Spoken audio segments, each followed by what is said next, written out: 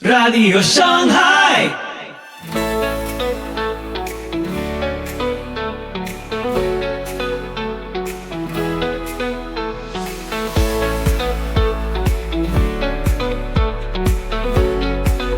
Muy buenos días, muy buenas tardes, muy buenas noches. Soy Pipo Biglione. Muy bienvenidos a Radio Shanghai. Este es el episodio 412 de la séptima temporada. Hoy, los libros post-exílicos con Julio López. Magistral clase sobre estos libros bíblicos. Entrevista Juan Pablo Ongarrá. Ahora también nos podés encontrar en YouTube, Telegram y TikTok. Podcast miembro de la Alianza Evangélica. Te invito a escuchar este episodio atentamente. Soli Deo Gloria. Nosotros somos lectores de la Biblia, la palabra de Dios. El libro más importante en la historia de la humanidad. El libro más leído, más impreso, más traducido y que más ha influenciado a la sociedad.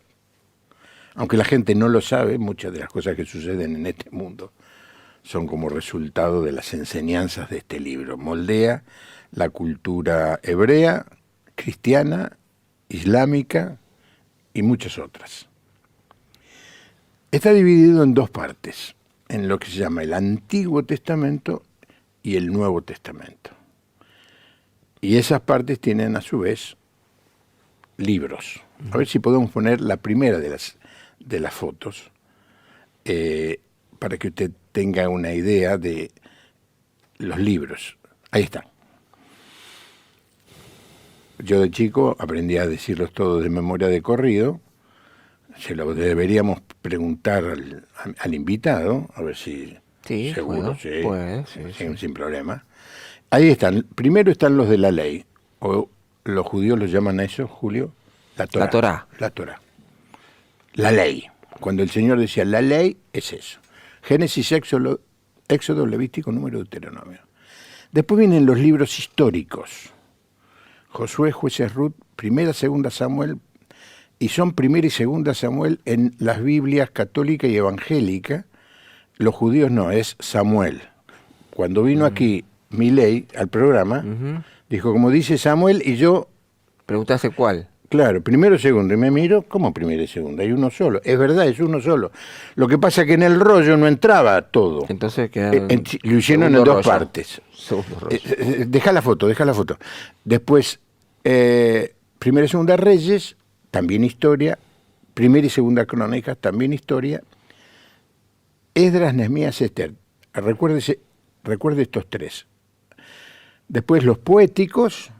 Después los profetas mayores, y mayores no por importancia, sino por tamaño. Y después los profetas menores son 12. ¿Está bien? Muy bien. Muy bien. Pero con Julio, a él se le ocurrió, y me parece muy bueno, hablar de los libros post-exílicos. Entonces ahora contá un poco ¿Qué lo es del el exilio? Claro. Claro. Vamos, Julio. Bien, vamos a pensar esto, que la Biblia casi toda está ligada al exilio. Si tomamos Egipto como un exilio, también, Claro, lo fue. ¿no? Montones, cientos de años de un pueblo cautivo. Después pueden ir a lo que va a ser su tierra. Después otra vez caen a otro exilio. Donde están las famosas 70 años, que no son del todo 70, pero entre punta y punta sí. Y después cuando empieza el Nuevo Testamento empieza con otro exilio, que es Jesús mismo exiliado, ¿no? Que tiene que huir de Herodes y termina en Egipto. Así que casi toda la Biblia hay que ponerle un poco de corazón de exiliado para entenderla mejor. O sea, uno no juega enteramente de local nunca. Siempre estás medio de prestadito. Que tiene sentido cuando hablamos de eternidad, hablamos de pertenencia a un pueblo, una familia de Dios, y bueno, no sabes del todo cuál es tu lugar. Así que tiene algo... Y Dios en eso le decía mucho, le repetía, recuerden de dónde salieron. Sí, sí. Porque en general cuando vos pasaste un mal momento, que viene la gente y dice, olvídatelo, ya fue. Claro. Bueno, no, Isaías tiene una frase que a mí me encanta, dice, nunca te olvides de la roca de la que fuiste cortado. Esto que yo soy un flaquito que nació en Barraca, ¿viste? Sea como sea, yo nací en Barraca, ¿viste? Sí. Entonces yo no me puedo decir, no, pero yo después viví 23 años en Belgrano, y después viví otros 15 años en Templa, y después... Sí, pero vos sos de Barraca, ¿no? Sí. Barracas al sur. Eso es Avellaneda. Ah, claro. Claro, porque es al sur del Riachuelo. Ah, mira vos. Pues el tango dice Barracas al sur. Ese es Avellaneda. Ah, mira. Se llamaba Barracas al Sur, después le ponen Avellaneda. Mirá, este hombre sabe todo. Claro, el exilio. Y entonces tenemos el exilio más largo, el de Egipto, y el de Babilonia, que dijiste dura 70 años, ¿no? Sí, ese viene... Es tristísimo. A ver, hay un momento en que salen de Egipto y se pueden establecer ahí más o menos, pero hay todo un periodo grande de la historia que los imperios no son tan imperios, están más cada uno ocupado en lo suyo. Egipto está más ocupado en Egipto, con el área africana más ocupado de eso.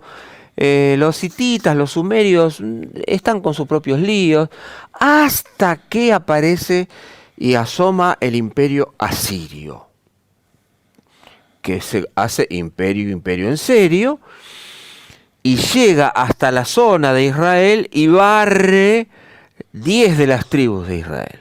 Se las llevan. Desarman la ciudad, que era Samaria, traen gente de otros países, mezclan razas, mezclan de idiomas, mezclan culturas, mezclan teología, distintos dioses, y bueno, se desarma todo. Así que los que se quedaron ahí en Jerusalén, que era mucho menor en el espacio ahora, se quedaron un poco temblando. Y por unos, digamos, 100 años más anduvieron más o menos. Y al final...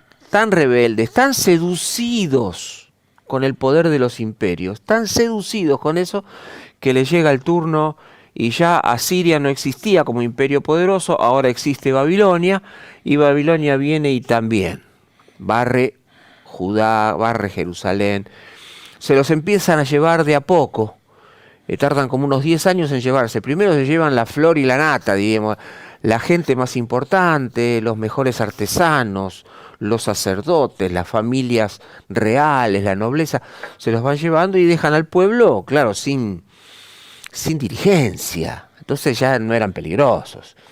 Pero al final, así todo, se siguen rebelando, hasta que Babilonia dice, ya está, se acabó todo, y destruyen completamente la ciudad.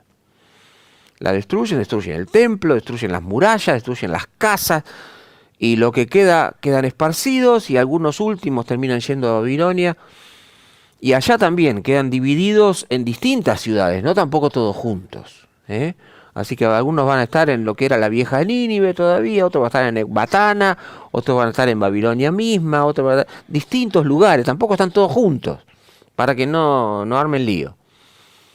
A eso le llamamos el exilio.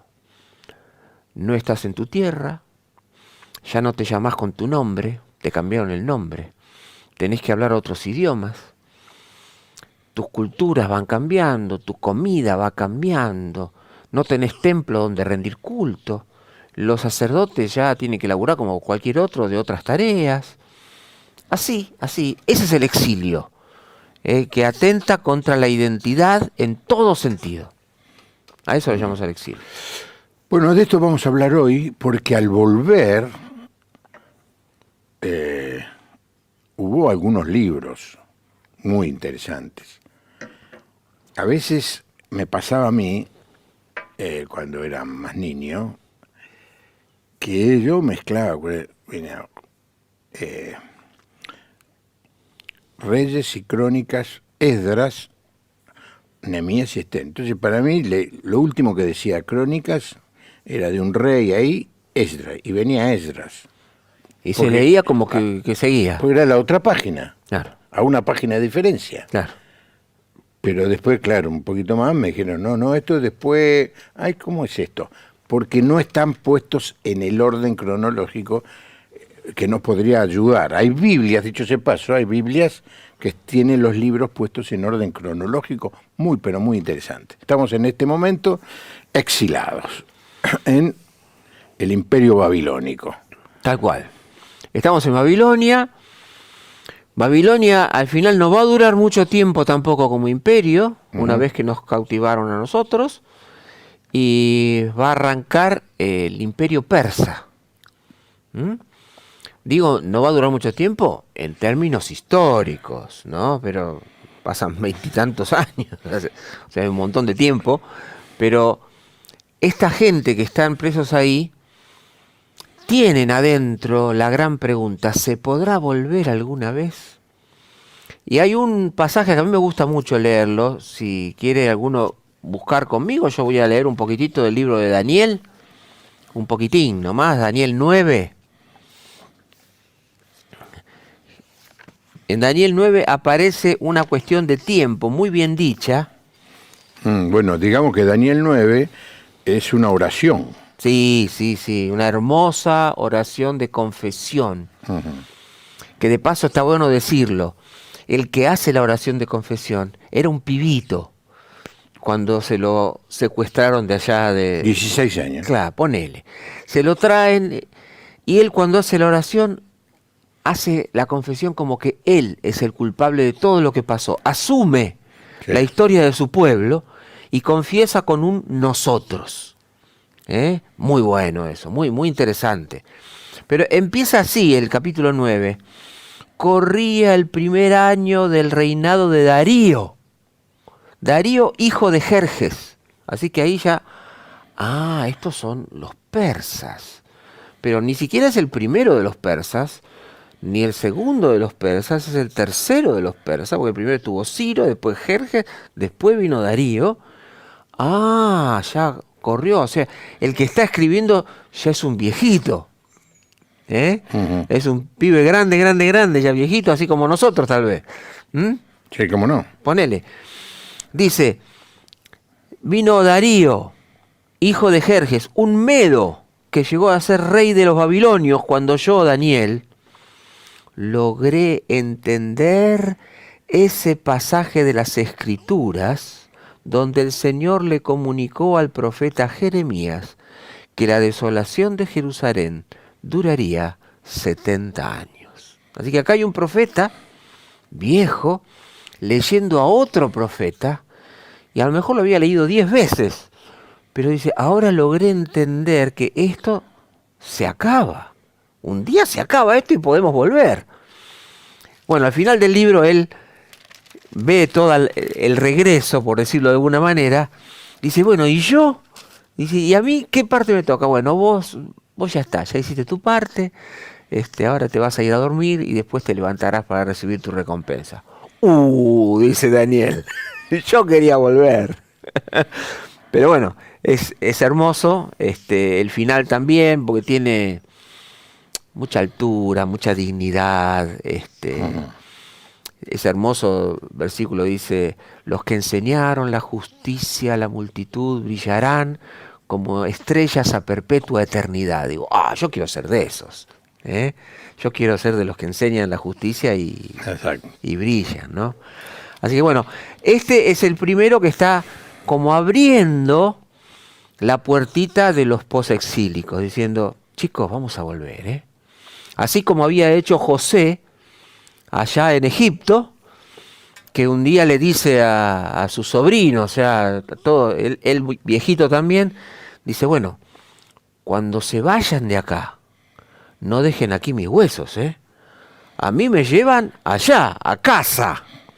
Los pibes decían, pero no nos vamos más de acá, acá estamos fenómenos, tío. Escuchame, esto está bárbaro, mirá, la pasamos. No, esto no es nuestra casa. El día que nos vamos, no me dejen acá, me llevan.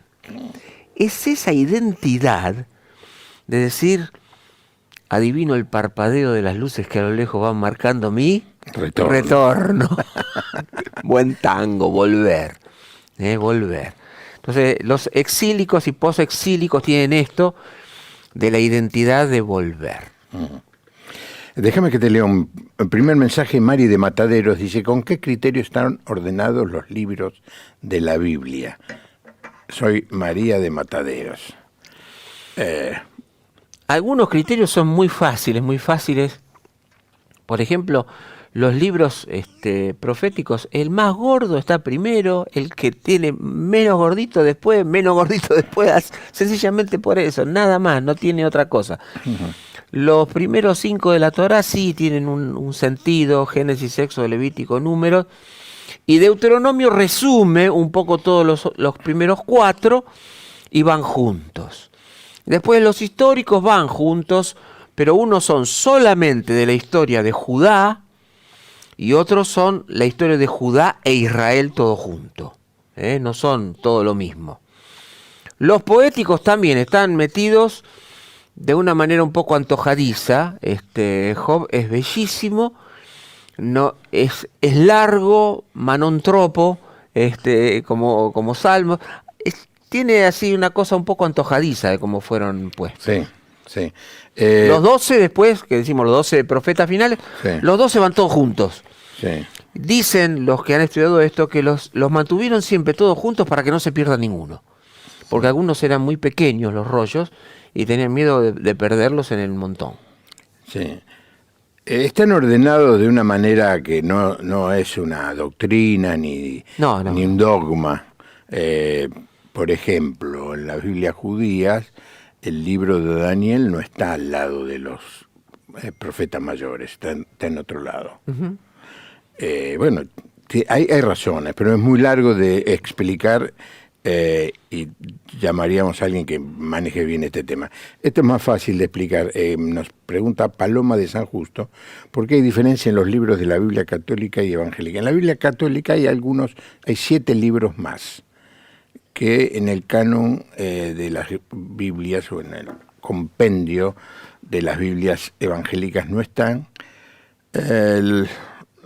También es difícil explicar la razón, pero la Biblia evangélica ha seguido lo que el pueblo hebreo, la lista del pueblo hebreo. El criterio del pueblo hebreo. ¿Quiénes son los que manejan o de quién habla el Antiguo Testamento? De los hebreos. Bueno, los hebreos tienen los mismos libros que tiene la Iglesia evangélica. La Iglesia católica agregó otros libros, son muy buenos libros, no son del canon bíblico, pero son muy valiosos. Cuando yo era chico, me decían, estos son apócrifos, y entonces yo decía, no, son malos. No que malos, son buenísimos, pero no llegan al nivel como para que estén en el canon hebreo. Entonces los evangélicos seguimos el canon hebreo. Esa es simplemente la respuesta. Muy bien. Volvemos, estamos por volver. Nos liberan, nos dicen, bueno... Nos dicen que nos van a dejar salir primero. Sí. Primero aparece un personaje que es Ciro el persa, que no es el muchacho del conjunto de Ciro y los persas de ahora, sino que es Ciro el de verdad, ¿no? Y él lo hace como cumpliendo una vieja profecía que había sobre él. Decía, bueno, vamos a hacer que se vuelva a construir aquel templo, que se le devuelvan también todos los utensilios y lo vamos a costear nosotros, la construcción, incluso. Porque fue destruido y no estaba conforme con que fuera destruido. Ciro tenía también un pensamiento estratégico. Jerusalén estaba a mitad de camino entre Egipto y su imperio, y a él le servía tener una ciudad buena en el medio que le fuera fiel, ¿no? Así que también había unas cuestiones estratégicas, y empieza a decir esto, bueno, todos los que pertenecieron a aquel pueblo, que vinieron de allá, o sus hijos, sus nietos, todos los que quieran volver, pueden empezar a volver. Y los que no quieran volver, pero quieran contribuir, también se les permite contribuir con dinero, con bienes, con lo que fuera, para la reconstrucción del templo y de la ciudad. Eso es un movimiento tremendo. Y ahí se dividen las aguas muchísimo. ¿Por qué? Porque había mucha gente que estaba ya después de tantos años muy acomodada en Babilonia, en Persia, en lo que había sido la vieja Siria. Estaban ocupando buenos lugares, tenían fortuna, ya habían... ¿qué vamos a ir allá? Todo escombro, aquello. ¿Quién tiene ganas de volver a romperse la cabeza ahí? No, no volvemos nada.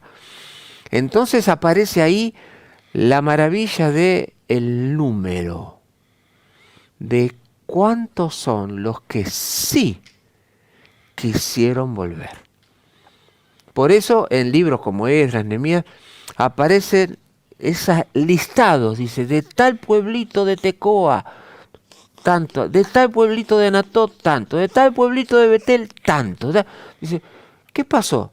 Estos son los que volvieron y los otros no volvieron. De ahí viene el viejo corito que cantamos del Apocalipsis. Juan vio el número de los redimidos. Y tiene que ver con aquellos que se animan a salir de Babilonia. Y el Apocalipsis tiene eso de salir, romper con Babilonia, Claro. y ganar identidad. Por eso termina el libro de Apocalipsis como termina. Bueno, el que es injusto, métale con su injusticia, y el que es justo, perfecciónese más todavía. Una divisoria de agua bien clarita. De eso se trata, y acá está marcado en estos libros muchísimo. Interesante, Julio, porque muchas veces uno piensa que se vinieron todos, eran esclavos. Y no es así, no es así. No. No. En el tiempo del exilio pasó algo muy interesante, que se confrontaron con las religiones del lugar, con Zoroastro, entre otros, pero volvieron, y es interesante, no sé si coincidís conmigo, Julio, nunca más hubo problemas de idolatría en el pueblo de Israel. Volvieron 100% monoteístas. Sí. Quizá la reprensión que aparece después tiene que ver con la avaricia como idolatría. Sí. La injusticia económica. Sí, tal cual. Pero ya no altares. Altares y todo eso ya no. O los que buscaban en las estrellas, o los que buscaban adivinación y todo eso. Sí. El libro de Daniel. Ahí el que se quema con leche sopla hasta los yogures, dice.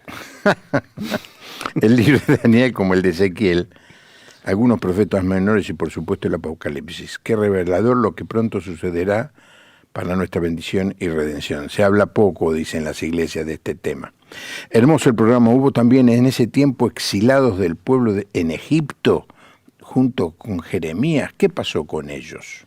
Luis de Paso del Rey.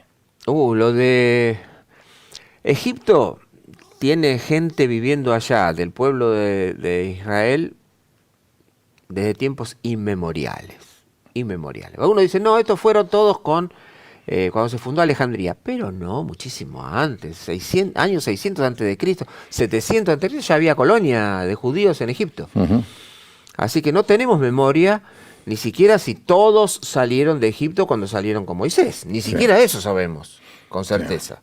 Y había judíos en todo el Imperio Romano antes de la destrucción del Templo de Jerusalén. Sí, también, claro. Muy bueno lo que expresan dentro de toda la historia. ¿Cuántos pactos hay y en qué orden? Gracias, Claudio de Comodoro. Bueno, esto es otro tema, lo trataremos en algún otro momento, el tema de los pactos. ¿Puede explicar los 400 años de silencio que hay entre el Antiguo y el Nuevo Testamento? Daniel Martínez Rawson Chubut. Esa es buena, porque si Dios no quiso decir nada, ¿qué voy a decir yo, no? Está bien. Sí. Claro. Sí. O sea, si hay un punto en que decide que no va a decir nada... Sí, de todas maneras, hicimos programas de esto con Carlos Villanueva sobre el periodo intertestamentario. Mirá qué bien. Se habla de 400, en realidad eran 200 y pico, y es muy interesante. Yo no sabía nada de eso. Mirá. No sabía nada. Entonces, y no hace mucho que reconocí que no sabía nada. Bueno, sigo sin saber, pero de golpe vino alguien y me empezó a contar, un judío, empezó a contar las costumbres que había dentro del pueblo judío en la época de Jesús. Y cuando Jesús le dice, ustedes dicen, pero ¿de dónde sacaron eso? Ustedes dicen que está escrito, pero ¿de dónde si no está escrito en ningún lado? Entonces, el Señor se confrontó con una cultura religiosa que se gestó en esos 300 años o 400 años. Sí, sí. Y entonces me puse a estudiar un poco de eso. Por eso es importante, por ejemplo, el libro de Macabeos, o Primera y Segunda Macabeos, si se quiere, que es de ese momento. Correcto. En ese momento una gran invasión griega. Exacto. O sea, los imperios fueron pasando. Asiria, Babilonia, después vino Persia por muchísimo tiempo, y después vinieron los griegos y después los romanos. Ese es el orden de los imperios. Exacto. En el periodo intertestamentario llegaron los griegos. Por ejemplo, ahora vamos a hablar del libro de Esther. Esther se casó, según la Biblia, con un tal Asuero, pero cuando este Asuero fue a conquistar Grecia, el nombre es Jerjes, el que se peleó allí en las Termópilas con Leonidas. Sí. Tuvo un par de desastres Persia. Sí. Primero Darío fue un fracaso naval, sí, y después el tierra. Exacto. Sí. Bueno, vinieron, mirá qué lindo esto, vinieron no todos. No todos. Algunos aportaron desde allá. Está también en los libros de Esdras y Nehemías, están los nombres de los que, no solamente los números, ¿no? Yo te leo un poquito de los números porque me interesa esto. En Esdras 2 te dice así, como un listadito, no sé si lo pudieran ver desde la cámara, pero en la Biblia está puesto así, en un listado, sí se ve que es un listado. Sí. Dice, por ejemplo, de Cefatías vinieron 372, de Araj vinieron 775, de Sakai 760, de Jorá llegaron 112, de Gibar, de Belén 123. O sea, de cada pueblo, de cada uno. Y después te dicen, de los que empezaron a servir como levitas, vinieron los de la familia de este y de la familia del otro, y te dice también cuántos de cada familia y cuántos faltaron que no había de esos, y te lo va diciendo y los va mandando al frente a los que no vinieron. Muy interesante, muy interesante. ¿Por qué? Porque esto está armando otra vez identidad de pueblo, que era esencial. No querían que le pase lo que ya le había pasado a Samaria, que habían desaparecido como pueblo. Y ellos necesitaban recuperar la tradición de familia por familia, clan por clan, ciudad por ciudad. Y no solamente van a reconstruir Jerusalén, van a reconstruir su pueblo. Así que tenían un poco esta doble tarea, ¿no? Entre todos hacemos Jerusalén porque tiene que haber Jerusalén, pero cada uno tiene que ir a su pueblo a laburar y a juntar los escombros. El famoso corito que está tomado de Zacarías 4, dice, no hay Dios tan grande como tú. Dice, estos montes se moverán. Se refiere en realidad a una montaña de escombros. Lo que tenés adelante tuyo es una montaña de escombros. Hay que moverlo. Hay que moverlo, despejar el lugar y empezar otra vez a construir. Tremendo. Arriba. Sí. Tremendo. No es con ejército, no es con espada, es con plomada, cuchara, masa, martillo. Con eso se construye, no con armas. ¿Qué distancia hay entre Judá y Babilonia, Jorge, de cada? Debe haber 1000 y pico de kilómetros. Sí. Porque te digo, no estaban todos en el mismo lugar. Bueno, a ver, Jorge, esto es muy fácil. Hoy, Google Maps, buscas, Babilonia no va a figurar, ponele Bagdad, ponele más o menos, sí, que claro, queda ahí, claro. Y tenés la línea recta por si tenés un avión. Pero si vas a intentar cruzarlo, tenés que dar toda una vuelta por la zona verde, porque cruzarlo todo es desierto puro.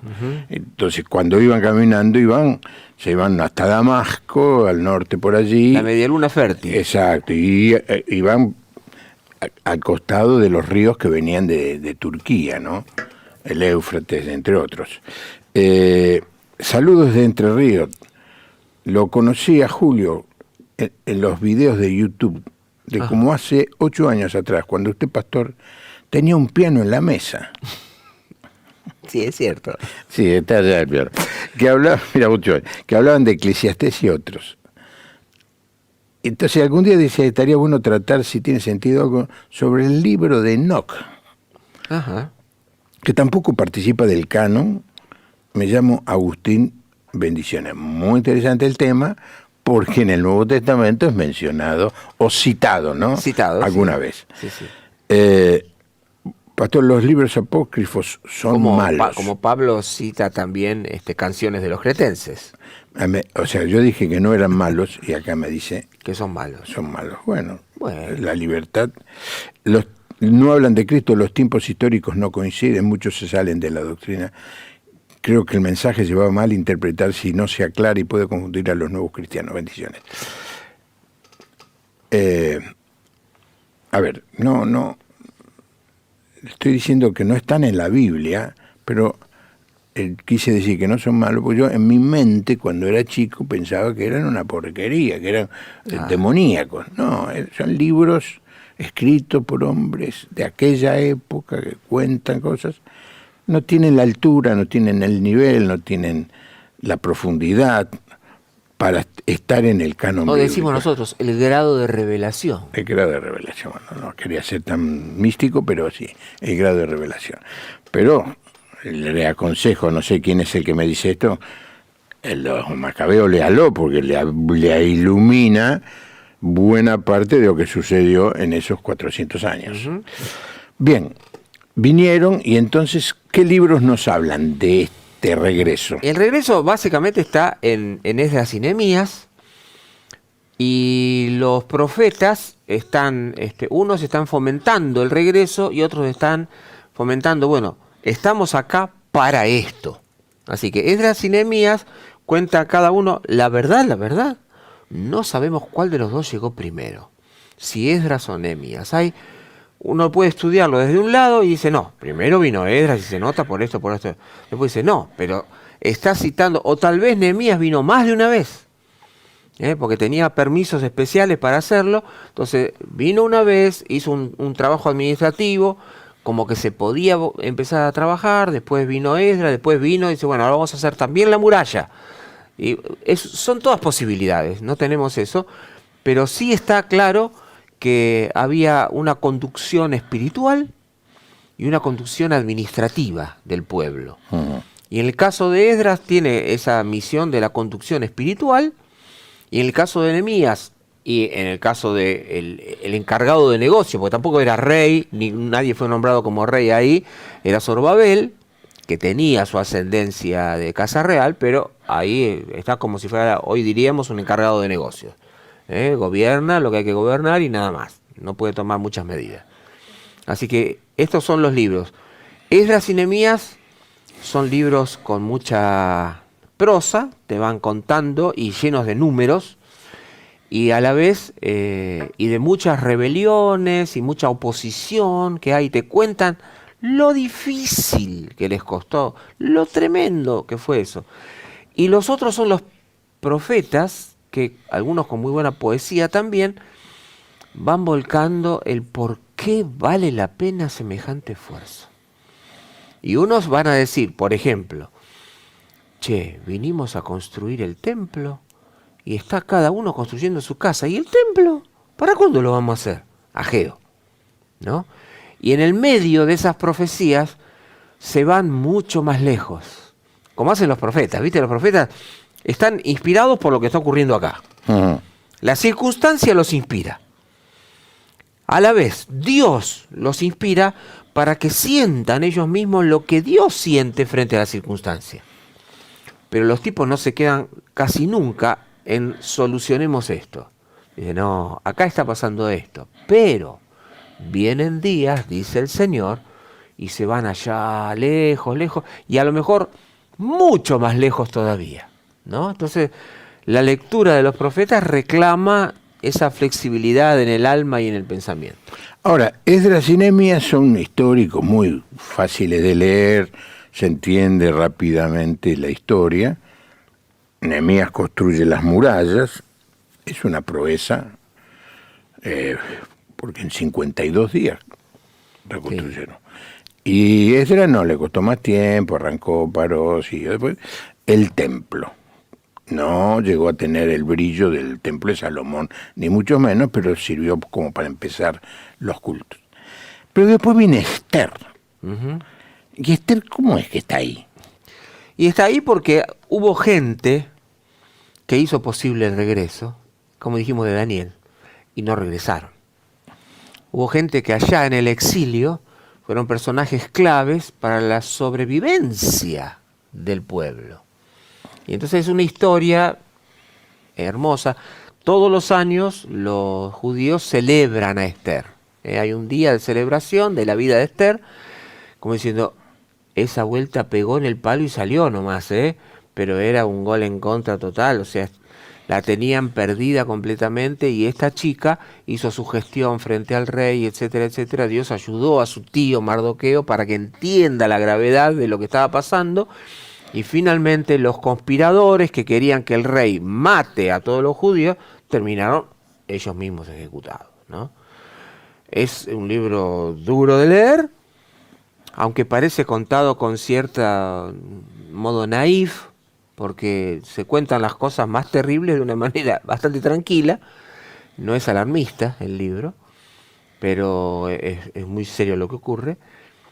Pero sí, en la historia es una chica clave. ¿Cuál es la fiesta judía? Purim. Purim. Creo que Purim. Uh-huh. Es una fiesta, todos los años se hace una buena fiesta. Sí. La historia es emocionante, ¿no? Porque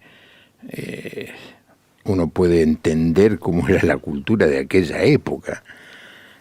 Se preparó para estar 6 meses. Sí.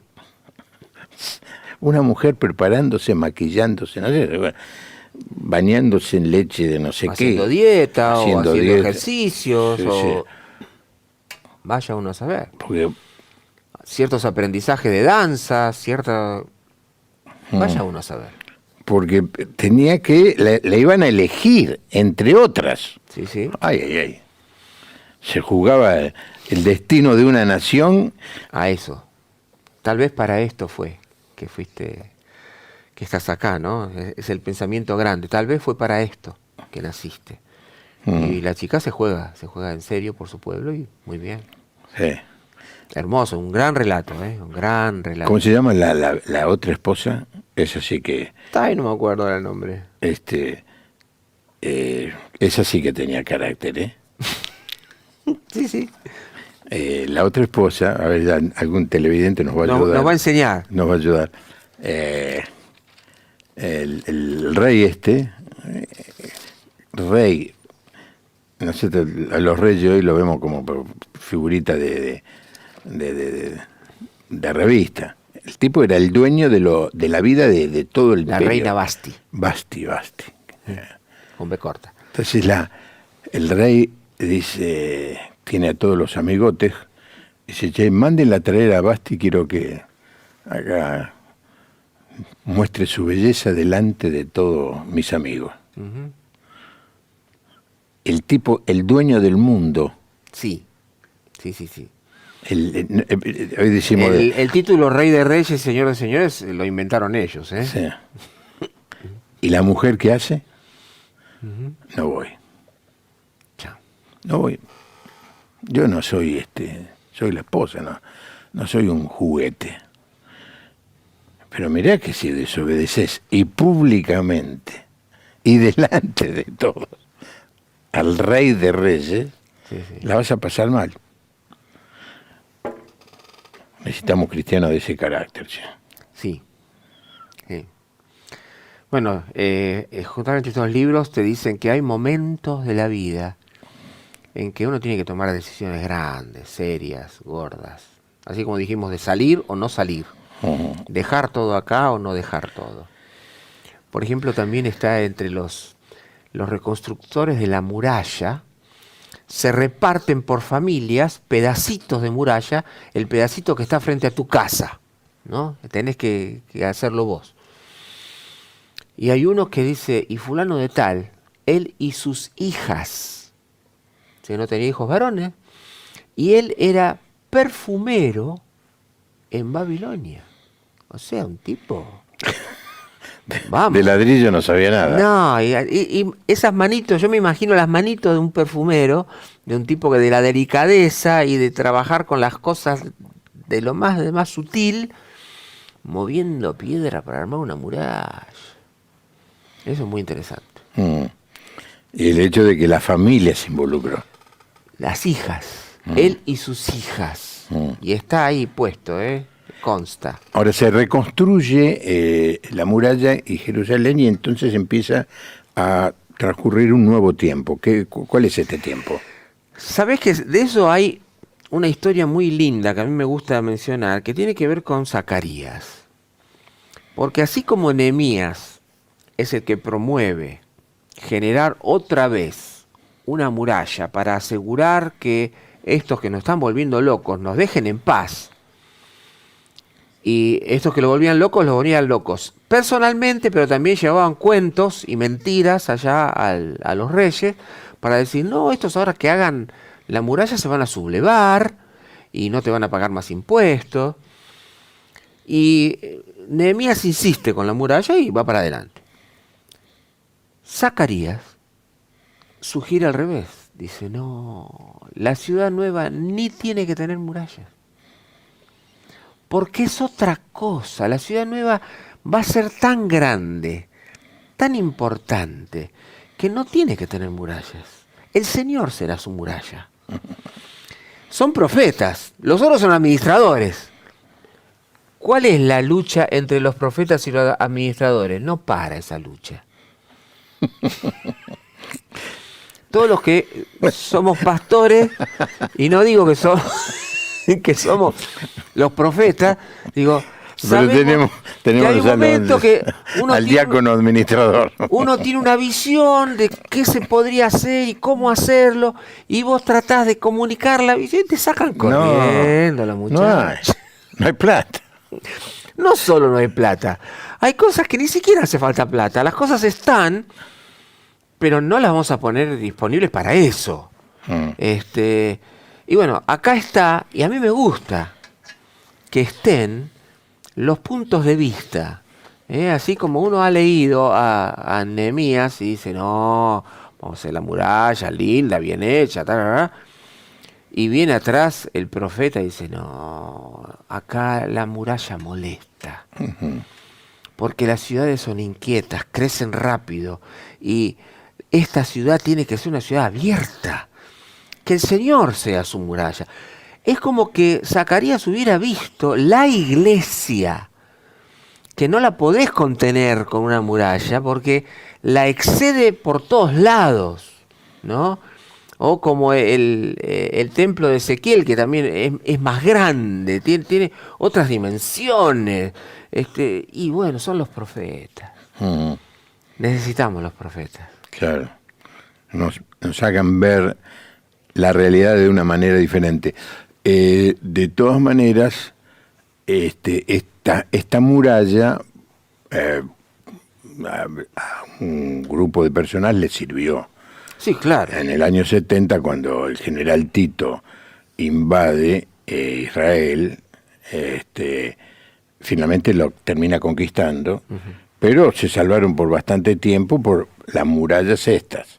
Sí, pero no tenía ningún sentido. No. O sea, hay momentos... No, demoran un poco el final. Nada más. Y muy vergonzosamente lo demoran. Porque, ¿qué podés hacer? ¿De qué manera vos te podés proteger de un imperio como el romano? Que no es que tiene sitiada Jerusalén, tiene sitiado el mundo. Sí. Entonces no puede con 2 legiones, te manda 4. No puede con 4, te corta los suministros, no tenés nada para comer, te vas a morir de hambre, sencillamente. ¿Qué puedes hacer? Sí. De todas maneras, cuando uno visita Palestina y llega a Jerusalén, se encuentra con la explanada, la ciudad, las murallas de la explanada, la explanada donde estaba el templo. Y quedan restos de las murallas de la época De distintas épocas. de hay. distintas épocas, Sí, sí. pero todo lo que se ve sobre los últimos metros en la altura es construido por el pueblo islámico, Ujú. que construyó allí la mezquita y todo lo demás, ¿no? Entonces cuando uno mira eso, ve las piedras antiguas, bueno, sí, no están abajo, las verdaderas están abajo. Pero la verdad es que se puede perfectamente apreciar cómo era la ciudad, el tamaño de la ciudad. Que fue variando mucho también, ¿no? fue O sea, variando, desde la ciudad de David, que era una ciudad, Muy chiquitita. diríamos hoy, de 4 manzanas, 5 manzanas, más Sí, o menos. Sí, sí, Eso era la ciudad de David. sí. Y de ahí, bueno, se estiró para acá, se estiró para allá, Sí, hoy- la fueron agrandando, etcétera, pero Sí. por eso decimos, las ciudades son inquietas, nunca se quedan conformes. Me encanta el tema de esta noche, justo estoy meditando en el libro de Nehemías. Pregunto, ¿Nehemías al ser copero significaba que era esclavo o simplemente un exilado? María de Santa Fe hace esta pregunta. No, eran esclavos, probablemente un eunuco, Nehemías, o sea, era gente que estaba al servicio exclusivo, no tenían libertades en absoluto, de nada, de nada. ¿Pero qué era un Y copero? copero era el tipo que le traían la copa de vino al rey y el rey decía, ¿estás seguro de que está bien este vino? ¿No tiene venenito? A ver, tómalo vos primero. Ese es el copero. No es solamente el hombre que viene y sirve el mejor vino en la mejor copa, sino que si está envenenado, el primero que muere, ¿quién es? El copero, que es el que sabe lo que había en la copa. Así que es un hombre de mucha confianza, un hombre tiene que ser muy educado, tiene que ser muy ubicado en su papel y todo. Por eso relata acá que tiene acceso directo al rey, porque es un tipo que está ahí, ¿no? Y que no tenía derecho a sentirse mal y que se note, porque su papel es otro. Pero bueno, se animó y ese era el copero, era ese, el que se jugaba la vida todos los días. Todos los días. Pero la gente era buena porque no se murió. No se murió. Y El resto de la gente de la cocina, la gente de las viñas, o sea, tiene que haber una cantidad importante de confiables que hacen que llegue esa copa y se pueda beber. Bueno, la historia esta del exilio que comienza como contó Julio, con la conquista de Israel, del pueblo del norte por los asirios, y después Nabucodonosor, y después el imperio Persa. es parte de la historia de la humanidad. Sí, claro. Y nosotros, como influenciados obviamente por la historia del pueblo de Israel, conocemos parte de eso, ¿no? Por ejemplo, yo no tenía la menor idea de que cuando Jerjes fue a atacar ahí a Grecia, hablan de que llevó 20.000 soldados. ¿O sabes lo que darle de comer a 20.000 personas todos los días? Viniendo a 2.000 kilómetros de distancia. O sea, un potencial, una capacidad logística increíble. Enorme. Increíble. Enorme, tal cual. Tiempo atrás Darío había fracasado en su intento de conquistar allí Atenas en una batalla naval. Hablan de 500.000 barcos. Sí. ¿De qué estamos hablando? Es una cosa... Es decir, eran imperios muy, muy La grandes. guerra ha movilizado al ser humano hasta el límite de su imaginación y de sus fuerzas. O sea, vos decís, eran 20.000 guerreros que tuvieron que salir de allá, llegar acá. ¿Y cuántos salieron de Macedonia para ir a guerrear con Darío acá? ¿Y cuántos eran los ejércitos que mandó Alemania a invadir Rusia en la Segunda Guerra Mundial? ¿A cuántos te parece que había que mantener? Con comida, con municiones, con enfermería, con instrucciones, con gasoil. ¿Cuántos te parece? 2 millones. No 20.000. Entonces, de golpe hay enorme poder, pero también hay mucha vulnerabilidad, porque vos estás estirando las líneas tanto Sí. que al final se cortan. ¿Qué consejo le das a la audiencia en cuanto a la lectura de estos libros? A mí me parece que está bueno pensar que nosotros somos parte de la historia, Juan Pablo. No estamos al margen de la historia. Nosotros no somos pura eternidad. Nosotros somos historia redimida. Y esto tiene que ver con que acá está Esther, mi hermana Esther. Aquí está mi querido compañero Ageo, que tiene que ir a despertarlo a cada uno y decir, hermano, tuvimos 70 años cautivos, nos dan permiso para hacer el templo y vos te vas a dedicar solamente a lo tuyo. Anda a cortar madera y vamos a hacer la casa del Señor. ¿No te parece? Ese es mi hermano Ageo. Pero el otro también es mi hermano. El tipo que dice, pará, hace 70 años que no tengo casa. Mis viejos no tuvieron casa, mis abuelos no tuvieron casa. Yo que puedo tener casa, no me dejás construir una casa. ¿Te parece que está mal? O sea, todo eso es historia también, ¿no? De ubicarnos en los contextos. Y de saber que hay siempre una gran oposición. Por más que tengas, en este caso, el decreto real de Ciro que dice que hay que reconstruir. Después viene el decreto real de Darío que confirma que hay que dejarlos hacer la muralla y ta. Y la oposición sigue y sigue y sigue. Porque nosotros nos enamoramos de las circunstancias. Y hoy también nos enamoramos de las circunstancias. Entonces uno tiene que mirar más lejos, Juan Pablo, allá. ¿Sabe por qué yo le pedí la vez pasada a Vicky hacer esto? Nosotros estamos viviendo ahora un momento terrible en la Argentina. Este es un año que va a quedar para la memoria, ¿eh? Para la memoria. Y si lo podemos sobrevivir, está muy bien. Ya con eso es bastante. Pero tenemos que pensar, pará. Hay que reconstruir la Argentina. No alcanza con sobrevivir.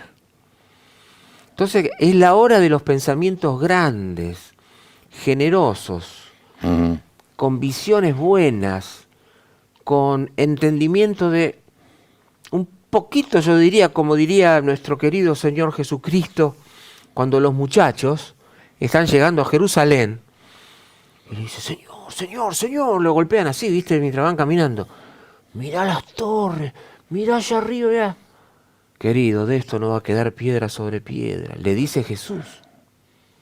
Uy, loco, qué mal día elegimos para hacer ese comentario, dicen los muchachos. En esta Argentina, ¿cuál es la mirada de Jesús? En este momento de nuestra Argentina, ¿qué es volver del exilio? En este momento para nosotros, ¿qué será dedicarse a la casa del Señor? ¿Quiénes son en estos momentos nuestros Zacarías, Ageo, Malaquías? ¿Quiénes son los que nos están diciendo, no podés dedicarte a lo tuyo nada más? No podés, no tenés derecho. Bueno, no. Hay gente que la está pasando muy mal, hay que repartir. Pero hay una oportunidad. No tenés derecho. Si uno lee todo Malaquías, porque siempre leemos de Malaquías la del diezmo, ¿no? Y está bárbaro, está muy bien. Pero el diezmo en Malaquías es distinto de nuestro diezmo, ¿eh? El diezmo de Malaquías, ¿de para qué? Para que no falte alimento. ¿Dónde? En la casa de Dios. ¿Y qué era eso? ¿De qué se ocupaban los levitas? Los levitas y los sacerdotes eran los que hacían la educación, eran los que sabían leer y escribir y enseñaban a leer y escribir. Eran los que ahora, además, habían traído desde Babilonia una idea brillante. Se llamaba esa idea la sinagoga, que antes no existía. La trajeron de Babilonia. ¿Qué quiere decir? La escuela. Había que sostener la escuela. Había que sostener el culto. Había que sostener la salud pública. ¿Quiénes eran los que decían, este está sano, este está enfermo? ¿Quiénes eran? Los sacerdotes. ¿Quién sostenía la salud pública? Los diezmos. Si vos dejás de pagar tus diezmos, se nos cae el Estado. No tenemos educación, no tenemos justicia. ¿Quiénes eran los jueces? Los levitas, los sacerdotes. ¿Quiénes eran los sanitaristas? Los sacerdotes. Que haya alimento en mi casa, yo te bendeciré. Muy bueno, Julio. Gracias, Dale. Así concluimos el programa de hoy. Recordá que podés seguirnos en Facebook e Instagram. Dejanos tus comentarios y si te gusta, compartilo. Te invitamos, Dios mediante, a escuchar nuestro próximo episodio. Que Dios te bendiga.